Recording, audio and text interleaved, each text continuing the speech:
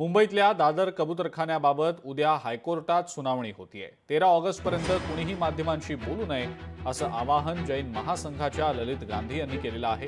कोर्टाच्या निर्णयानंतरच पुढची भूमिका ठरवणार असून कोर्टाच्या सुनावणीनंतर जैन समाजाची महत्त्वाची बैठक देखील होणार आहे। याच संदर्भात सामाजिक कार्यकर्त्या अंजली दमानी यांनी नेमकं काय म्हटलंय आपण ते देखील पाहूया। कबुतरांच्या विषयावरनं मला असं वाटतं की जैन समाजाच्या काही चेस्ट फिजिशियन डॉक्टर्सनी त्यांच्याच समाजाला समजवण्याचा प्रयत्न करावा आणि हे जर सरकारकडनं घडवण्यात आलं तर अतिउत्तम।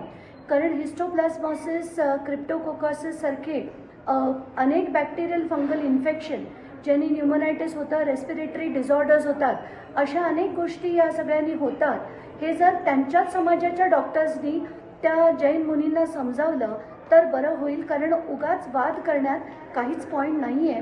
आत्ताच्या घटनेला या सगळ्या गोष्टी अतिशय व्यवस्थितपणे त्या समाजाला समजवल्या पाहिजेत, कारण काही प्रथा रूढी ज्या आहेत त्या जर जीवाला घातक असल्या तर त्या कुठेतरी थांबवायला हव्या।